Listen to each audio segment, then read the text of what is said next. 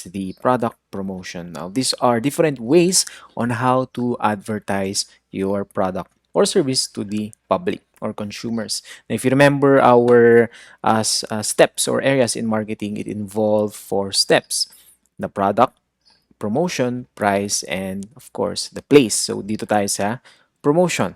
So, let us define first what is advertising. Now, advertising is a form of communication for marketing and used to encourage or persuade an audience to buy your product. So, a business must be creative no in doing this advertising or promotional strategies so that the consumer will be persuaded or to be encouraged that they need to buy your product. Now, according to the American Marketing Association or the AMA, advertising is any paid form of non-personal presentation and promotion of ideas, goods, and services identified by an identified sponsor. Now, this is a traditional definition kasi it is a paid form of presentation. But today, since we have the internet, we can do advertising for free, virtually no cost. Okay? Advertisement means the spreading of information. Again, the goal of advertising is the public must know that your product exists. Kasi diba we have many competitors offering the same type of good, no? Satisfying the same type of need and wants. What we want to do is we want to know that we want to let the public know that we have this product, we have this service. We can offer a better product as compared to our competitors. And we can only do that by doing promotional activities. Now, when we are trying to develop a promotional activities, it involves several steps. First is we need to set the mission. Now, what would be our mission? Of course, we promote, so it would encourage sales. So there should be sales. And of course, the public must know that our product exists. Yan yung 2 missions natin. So money, ito na yung stage of product life cycle, market share, competition, advertising frequency. All of them involves money. We need to spend, spend, spend, spend. But for businesses, this is not merely spending money, but more of an investment, no, for a company. After knowing your budget, yan, we must develop the message and we must choose the media. Message, siyempre a commercial or a promotion should be the message should be direct, it should be short, and it should be on point. For the media naman, we have to choose several media such as television, print ads, billboards, etc. When we say media, we have to consider the reach. Ilan ba ang makakakita ng aking advertisement? The frequency, how many times can a customer see my advertisement on a daily basis? Major media types, we have the television, we have the broadcasting media, television and radio, vehicle, timing, geographical, it should be played in Cordillera only or the whole Philippines, and of course the allocation. And lastly is the measurement. No, we must measure if our promotional activity is effective or not.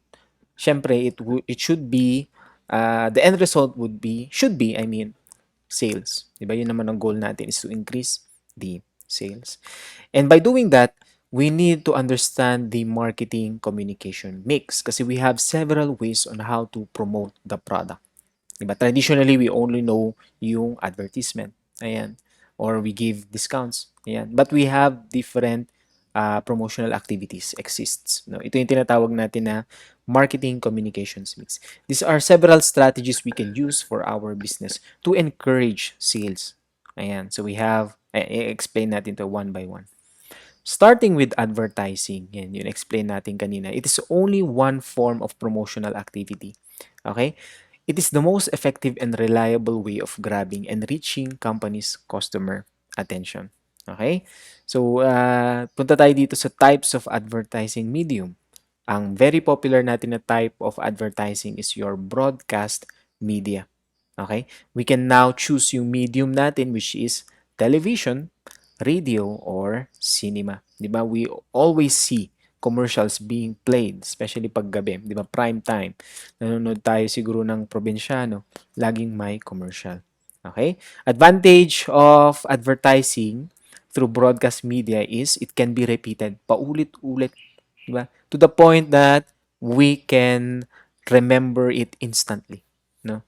Yung intro pa lang, alam na natin agad yung commercial. Another advantage is television, especially for national broadcasting television.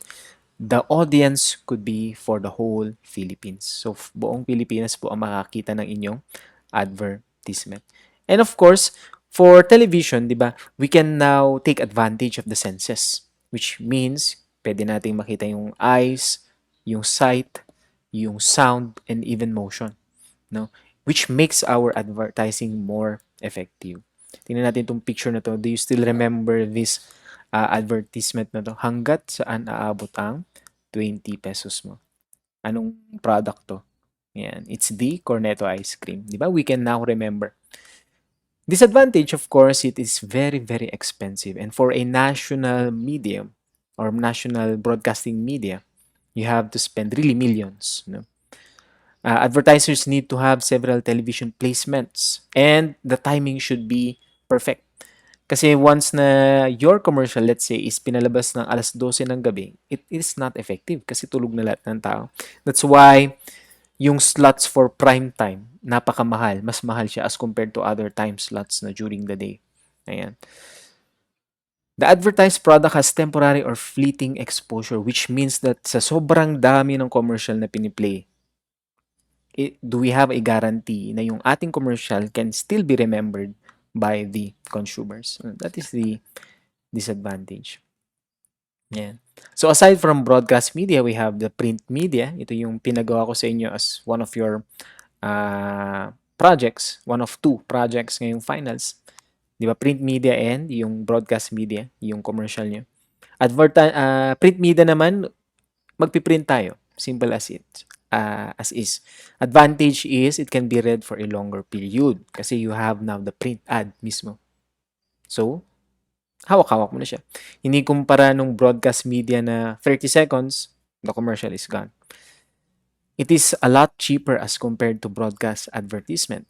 Yes, kasi 'di ba for broadcast you have to spend millions. Dito, you have to spend less than kasi printing yung problema mong gastos. It can be targeted specific readers market. I'm not sure if it is still applicable for today kasi noon we have mga magazines for different types of people. For example, we have yung magazine dedicated for makeup, for fashion. We have the magazine dedicated for hobbies. Ayan. So, it will now be directed to different types of reader market.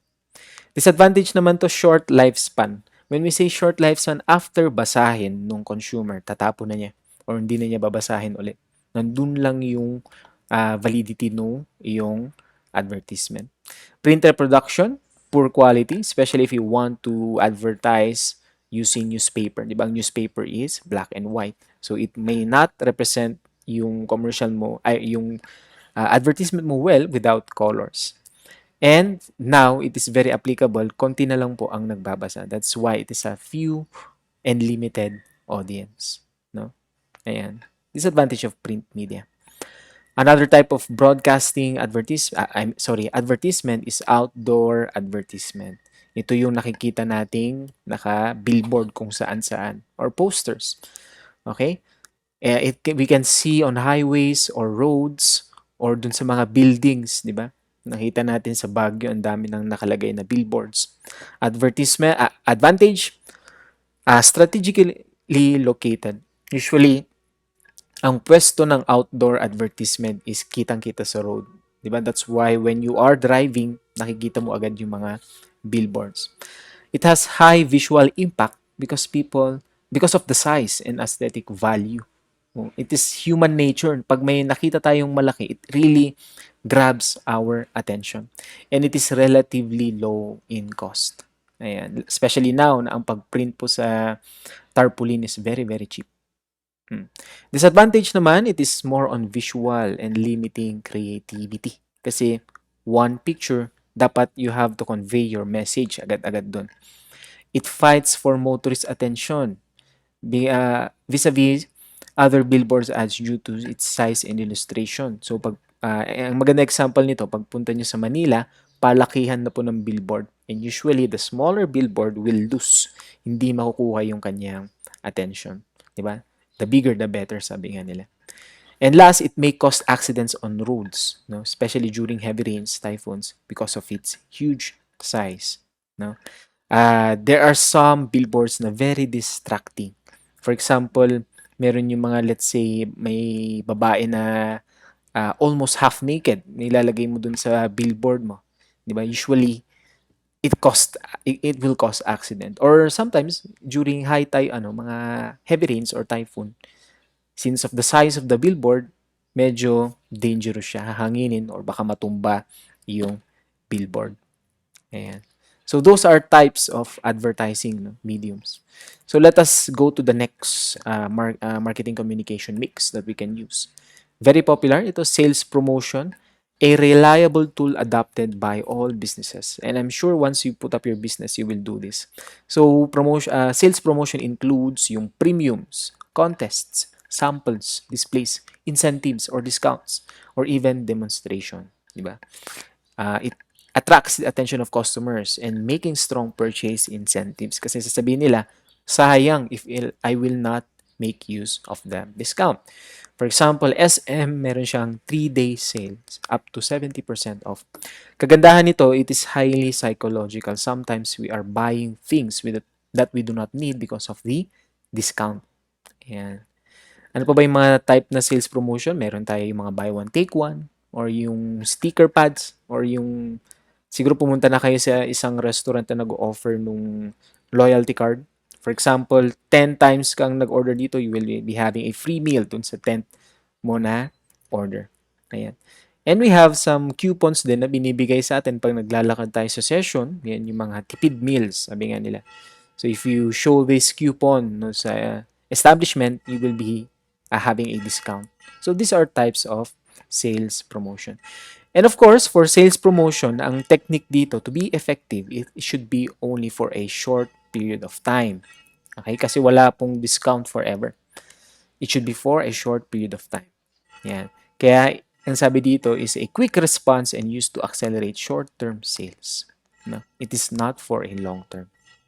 Sales promotion.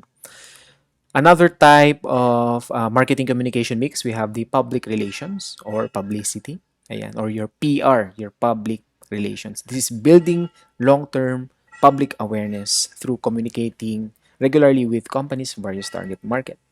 Examples nito is you are going to build your goodwill by yung mga foundations, scholarship programs, feeding programs, or yung helping the poor. Ayan, or even for the environment, di ba? Tree planting or yung mga forest preservation methods. This is also a type of promotional activity. Dahil we might say that it should be for the company no, doing good. But in reality, people want to purchase an item or to patronize a company that is also helping the public and the environment. That's why this is a form of promotional activity. Okay? Ito meron pa tayo press release, product launches, celebrity endorsements, event sponsorships, build trust and goodwill by a company. Ayan. Ayan. Presenting the company's product and services in a positive light. Diba? You buy our product, we are doing good for the community. Parang ganun. Another type, ito for small businesses, this is very popular. Ito na yung personal selling. And sabi nila it's the most effective tool adopted by businesses. Dahil you will appoint meetings, yung face-to-face selling, di ba? You can make presentations, one-on-one communications to target customers, and you can also establish your relationship with customers. Advantage of personal selling is you can make adjustments na during the time of selling. Diba? Kasi once na nagbebenta ka or you're trying to sell something ng personal or one-on-one, nakukuha mo agad yung feedback ng customers. At that time, you can make adjustments already. No? Personal selling. Disadvantage, this is the most expensive of the promotional mix tool. Bakit? Kasi one-on-one. No? Kumpara ng mga ibang types of promotional activity na one activity, marami yung reach niya, marami pwedeng makakita. Itong personal selling, this is one-on-one. Which means if you are targeting 1,000 customers, You have to do the personal selling 1,000 times. Not only that it's expensive, it is time consuming yung personal selling.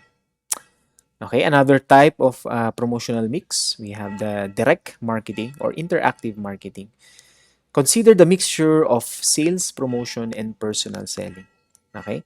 Interactive communication with companies' targeted customers where the company's message seeks a response from a target customers. It's either na by you go to the specific group that will buy your products. Dito na uso yung ating mga networking companies. It's an example of direct marketing. Ayan. So, we have ito yung mga Avon, yan, Herbalife, Miranda, Nu Skin, Sophie. Usually, popular siya for skincare products. Ayan. I'm not sure if there are still networking companies today. I'm sure there is, no? Pero recently kasi 'di ba marami ng companies na na ano sa scamming. Pyramid scheming is very different from direct marketing. Pero the concept is the same. Ayan, linagyan lang kasi ng pera nung left, right, etc., etc. But the purpose of direct marketing should be yung building relationships then with customers. Ayan. Others, we have the events and experiences. Event marketing is a strategy used to promote their brand, product, in-person or real-time engagement. So, through events. Ano ba yung malapit na event natin dito sa La Trinidad? I think Adivay. Ayan, if you put up a stall dun sa Adivay, you are already doing yung events and experiences. Or let's say, online event. Uso ngayon ng online event eh. Di ba? For a cause. Yan. Once you advertise your product, at the same time, di ba, you are helping that event. That is already events and experiences. It could be online or offline. Pero, I am sure, no, ang masaya dito, as a business, is doing yung face-to-face na events and experiences pre-COVID. No? Ngayon kasi may COVID, so we have to perform yung social distancing. Pero once COVID ends, yan, magbo-boom uli ang mga businesses taking advantage of events and experiences. Hopefully, sa next na panagbenga, no, medyo maluwag-luwag na. Okay, event marketing can help the business stand out in a crowded marketplace by combining event with digital campaigns. Yan, very popular now, online events. You can create a more meaningful and longer lasting relationship with buyers. Okay? Events and experiences. Another type of promotional mix, we have the word of mouth. No? Sabi nila, most effective and most cost effective.